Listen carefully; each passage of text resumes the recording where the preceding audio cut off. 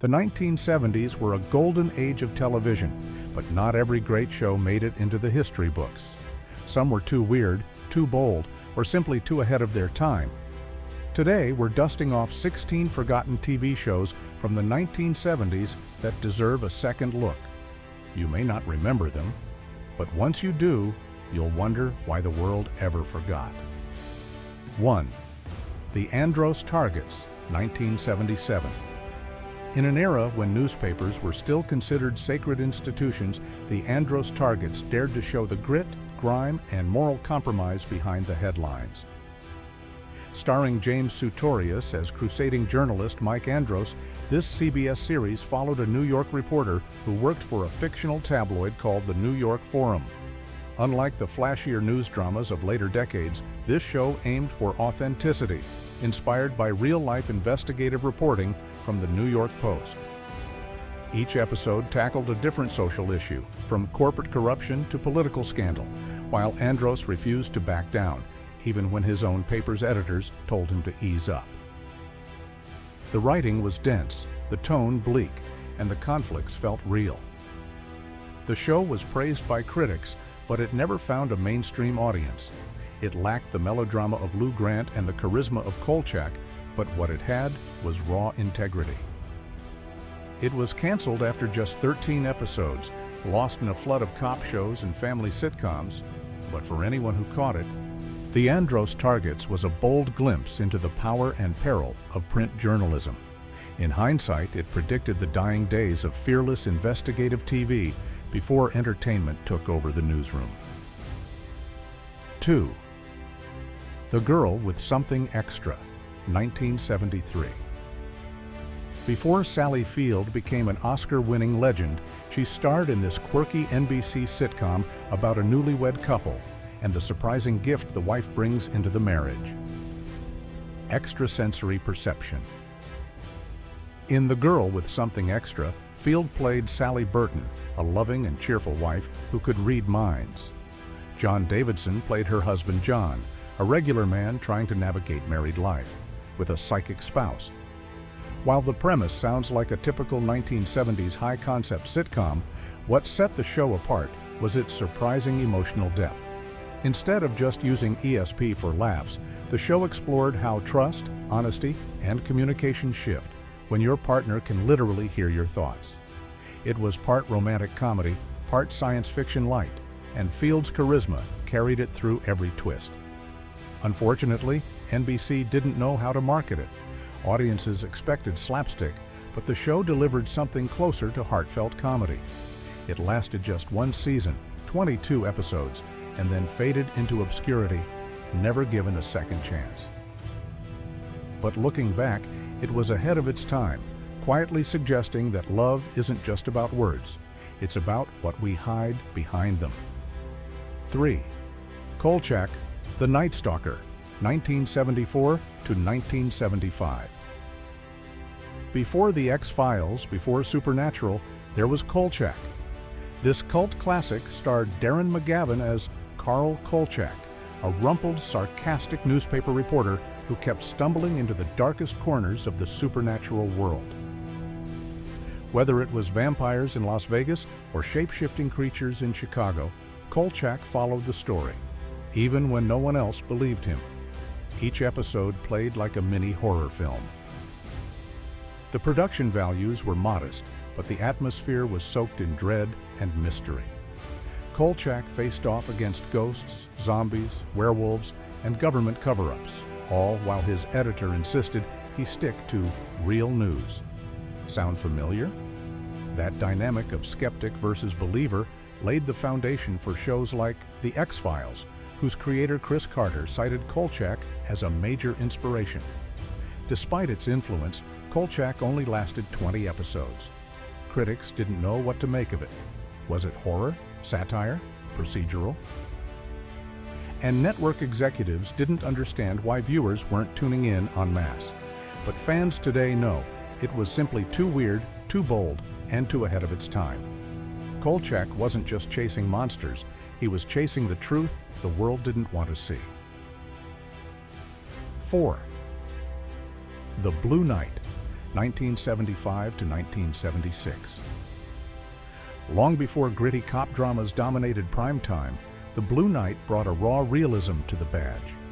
Based on the novel by Joseph Wambaugh, the series starred George Kennedy as Officer Bumper Morgan, a veteran beat cop nearing retirement in a tough Los Angeles neighborhood. Unlike the flashy detectives on other shows, Bumper wasn't chasing serial killers. He was dealing with junkies, prostitutes, and the slow erosion of his soul. What made The Blue Knight stand out was its deep melancholy. Bumper was loyal to the law, but he questioned its effectiveness. He was kind, yet often hardened. The show's pacing was slow, its storytelling character-driven, and its violence unglamorous. It wasn't trying to entertain. It was trying to reflect real life. The series was actually a continuation of a successful 1973 miniseries starring William Holden. But by the time the full show aired in 1975 with George Kennedy, TV had already begun to shift toward louder, faster entertainment. The Blue Knight was too quiet, too honest, and too human. It lasted just one season. Still, its DNA lives on in shows like Hill Street Blues and The Wire. It didn't yell for attention. It whispered truths nobody wanted to hear. 5. The Magician, 1973 to 1974. Before Tony Stark dazzled us with gadgetry and charm, there was Anthony Blake, a suave magician who used his illusions to fight crime. The Magician, starring Bill Bixby, was a unique blend of detective drama and stagecraft spectacle. Bixby played Blake, a wealthy illusionist who traveled the country performing tricks on stage and solving crimes off stage using sleight of hand, misdirection, and the occasional jet. What made the show truly stand out was Bixby's insistence on performing all the magic himself. No camera tricks, no special effects. He worked with professional magicians to master each illusion, adding authenticity to the role. The series was sleek, stylish, and visually striking, set aboard a converted Boeing 720 jetliner that served as Blake's mobile headquarters. Yet despite its original concept and Bixby's star power, The Magician only lasted one season. Ratings sagged, and NBC struggled to figure out how to promote a crime show that didn't rely on shootouts or police chases. Still, the series had a huge influence on future creators. Chris Carter of The X-Files cited it as one of his inspirations, and fans still talk about it in whispers as one of the coolest one-season wonders of the era. 6. Hotell Baltimore, 1975. Based on Lanford Wilson's controversial off-Broadway play, Hotell Baltimore dared to go where no sitcom had gone before. The series took place in a decaying hotel populated by society's misfits, prostitutes, draft dodgers, immigrants, and elderly residents clinging to the past. With its broken neon sign, the show signaled its offbeat tone from the very first frame. It aired on ABC and featured one of the first LGBTQ characters in a regular TV series, a bold move in 1975. There were no laugh tracks, no traditional setups, and very little network interference, until advertisers started panicking. The topics were raw: homelessness, racism, sexual freedom, and generational divide.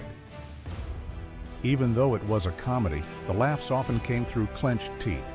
Audiences weren't ready, moral watchdogs pounced, and the network pulled the plug after just 13 episodes.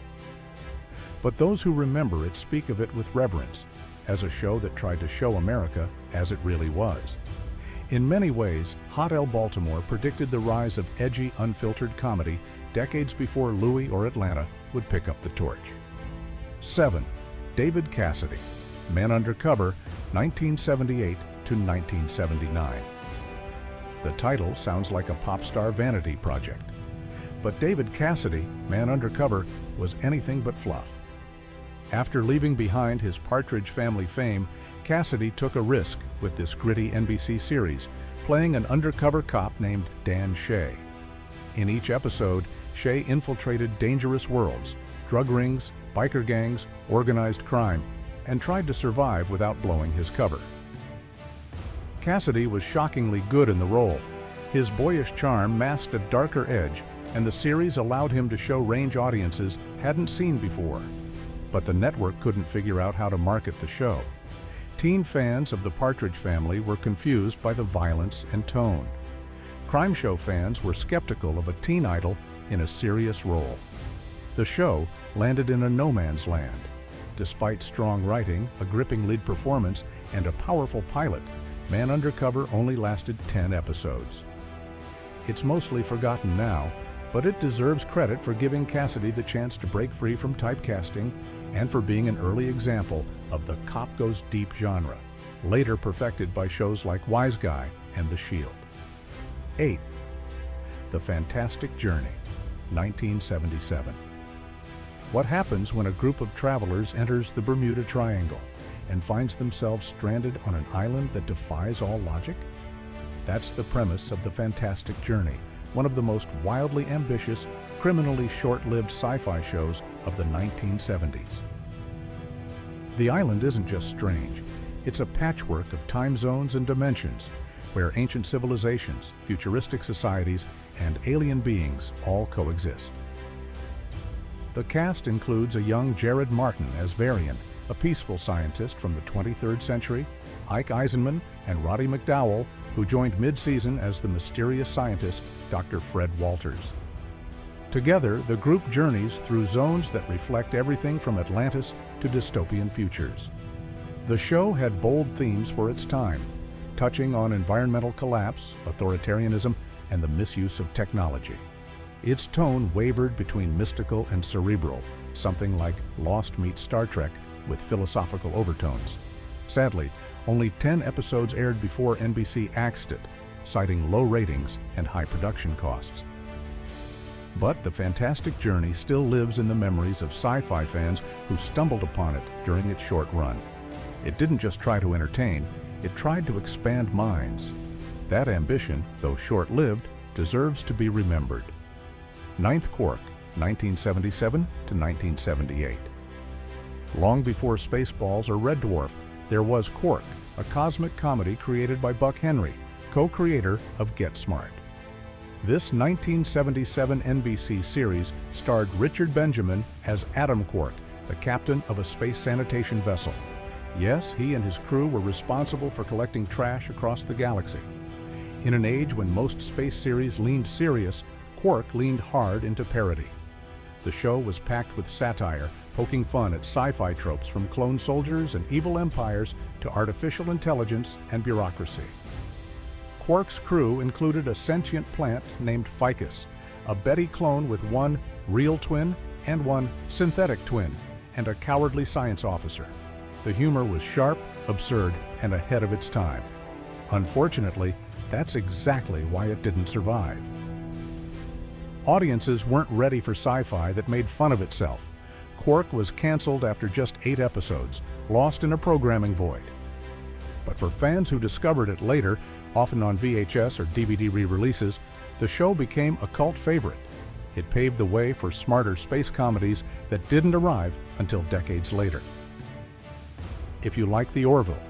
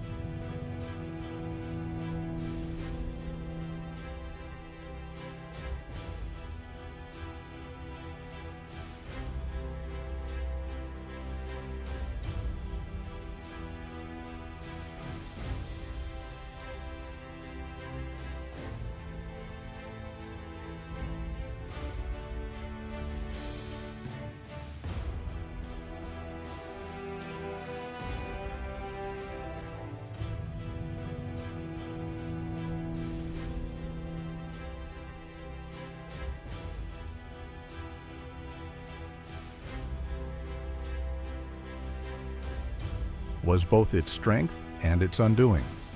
Audiences expecting James Bond-style fireworks were caught off guard. Critics appreciated the writing and Luckinbill's nuanced performance, but viewers didn't stick around. Only 10 episodes aired before the series was pulled. Today, the Delfi Bureau stands as a rare example of a spy show that refused to play by the rules, one that rewarded intellect over violence and subtle tension over spectacle. It may be forgotten now, but it quietly dared to show that espionage could be thrilling without a trigger finger. 14. The Manhunter, 1974 to 1975. Set in the late 1940s, The Manhunter was a unique period crime drama that followed Dave Barrett, a former soldier turned freelance bounty hunter. Played by Ken Howard, Barrett roamed the American Midwest, tracking down fugitives using intuition, toughness, and a deep sense of post-war justice. Unlike other 1970s crime shows, this one was drenched in atmosphere, capturing the dusty backroads, roadside diners, and moral ambiguity of post-war America. Each episode felt more like a small noir film than a procedural. Barrett wasn't flashy, he was methodical, often haunted by the ghosts of war. The show tackled themes like corruption, PTSD, and the moral toll of violence. It was stylish, slow-burning, and beautifully shot, almost too artistic for network television. Critics praised The Manhunter for its writing and authenticity, and Ken Howard gave one of his most restrained and compelling performances. But audiences didn't bite. They wanted faster plots, more action, and less introspection. CBS canceled the show after just one season. Still, its influence lingers in later period dramas that successfully blended crime and character, from The Rockford Files to Justified. The Manhunter didn't just chase fugitives. He chased the lingering shadows of a war that never quite ended. 15. Cliffhangers, 1979. In 1979, NBC tried a bold experiment: bring back the serialized thrills of 1930s movie matinees, complete with cliffhangers, and give them a primetime television twist. The result was Cliffhangers, a triple-segment anthology series that rotated 3 serialized stories per episode: a vampire horror tale, a sci-fi adventure, and a mystery romance. Each segment was wildly different in tone, but they all ended with literal cliffhangers to keep audiences coming back. Dracula wasn't the caped villain you'd expect. He was a college professor in 1979 California. The Secret Empire featured a cowboy who stumbled into an underground alien civilization. And Stop Susan Williams starred Susan Anton as a globe-trotting reporter uncovering a conspiracy. Ambitious? Absolutely. Confusing? Also, yes. Audiences struggled to follow 3 disconnected storylines, especially since each one advanced in small chunks. The serialized format, decades before binge-watching was possible, was simply too demanding for the casual viewer. The show was canceled after just 10 episodes, leaving many plot lines unresolved. But for fans of genre storytelling, Cliffhangers was a treasure chest of creativity. It tried something no one else dared to: combine pulp fiction, horror, and mystery in one TV hour. And for that, it deserves to be remembered, not for its failure, but for its fearless ambition. 16. The Immortal, 1970 to 1971. What if your blood could cure disease and make you a target? That was the eerie premise of The Immortal, a sci-fi action drama starring Christopher George as Ben Richards, a man whose blood contains properties that prevent aging and disease. Once his secret is discovered, he becomes the most hunted man on Earth, pursued by billionaires, governments, and corporations desperate to possess his gift. Each episode followed Richards on the run, drifting from town to town, helping others while staying one step ahead of the men who wanted to imprison him and harvest his blood. The format echoed The Fugitive, but with a sci-fi twist. It was existential, unsettling, and deeply paranoid, touching on themes of medical ethics, exploitation, and the loneliness of being special. The show started with a TV movie that earned high ratings, but the weekly series struggled to maintain momentum. Low production values and inconsistent writing didn't help, and ABC canceled it after just 15 episodes. Still, the Immortal left a mark, inspiring similar man-on-the-run stories and earning a cult following decades later. It may not have had a long life, but it perfectly captured the 1970s spirit of mistrust, individualism, and existential dread. Ben Richards didn't want to be a god, he just wanted to be free. Forgotten doesn't mean unworthy. These 1970s shows may have vanished from rerun channels, but their influence and innovation still echo. Which one do you remember or want to binge now? Like, comment, and subscribe for more deep dives into forgotten television gold. Let's revive these lost legends together.